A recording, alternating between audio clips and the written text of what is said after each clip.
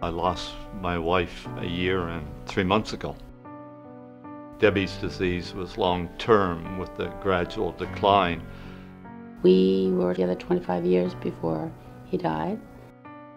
He decided that he wanted to die, that there was no real point of him going on. It was in his brain, so he was losing parts of his mind, and he wanted to die. When a family is considering end-of-life care for their loved one, it's a very difficult time. I guess you just get run down.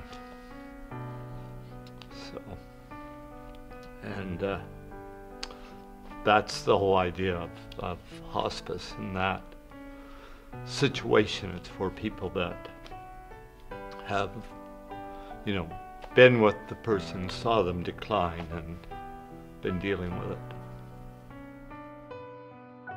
She knew that that's, where she had to be. I had done all I could, and the care was to the point with her system that she had to have more nursing care than what could be provided at the home.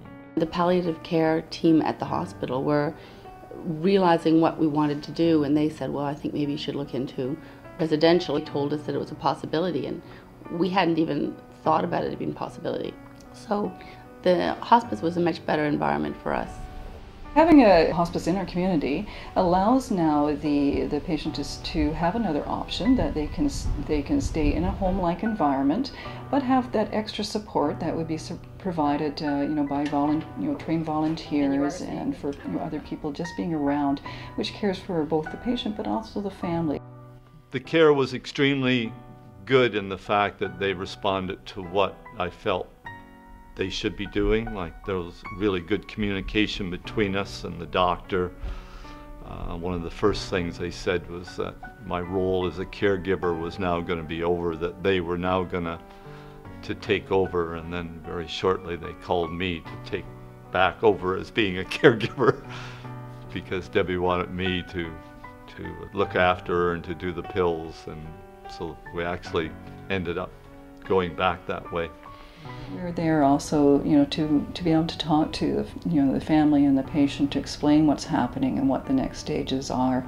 That's part of our role too. So we are providing medical care, obviously, to provide medications to relieve pain and other suffering. But a lot of our role as family doctors is actually having that communication, both with the family, the patient, and then the rest of the team. Family will be able to come into Hospice House and enjoy the surroundings, in the fact that they will be able to be close to their loved one, and they will also be able to use our kitchen, have get-togethers with their family members, and just be like you would be with your person at home. There was still a sense of life, and people were so welcome to come, and I could come any time of day.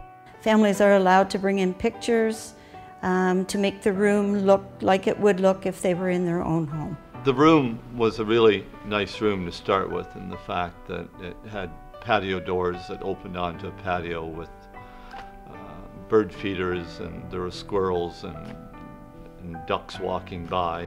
If you have to look after somebody that ill at home, you don't really have time just to sit and hold their hands, to be really at one with them. The last 2 weeks of my husband's life, we were so close, so emotionally close, physically close. I really found it a blessing, and sitting beside him, there was nothing else I wanted to do.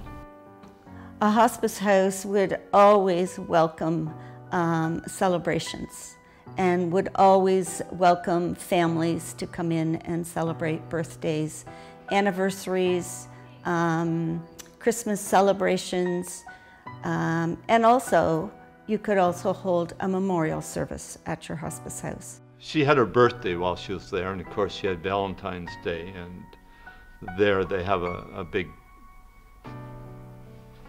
common room, which is like a gazebo almost. It's all glassed in, and you're able to wheel her bed like out to there, so we had like a party out in that gazebo. Looks nice, I'm sure they'll enjoy it. They will. You know, had Joseph been eating, they would have made his special whatever he wanted. And my son enjoys chocolate cookies of some sort. And they made chocolate brownies and chocolate cookies, and the kitchen always had chocolate things for my son there. When families come into hospice, we are happy to have them bring their children, and we certainly have a lovely, and most hospices would have a lovely setting where children can play outside or children can be in the room with the ill person. Hi, Grandma. Their whole goal is to make the family and the patient as happy as they can. They don't seem to have any agenda other than that. I think the biggest gift they gave us was the solitude to be together, and not a lot of pulling of the drapes and rattling of the spoons and all the chaos that goes along. I think once anybody has been involved with hospice, especially residential hospice, that they will put their support behind it an awful lot. I can't say enough about how great it was for us. It sounds awful, the word great and death in the same sentence, but the reality is that he had to die, and it was a great place for him to die.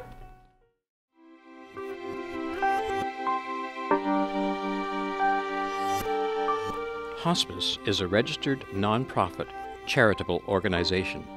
There are no fees for our services.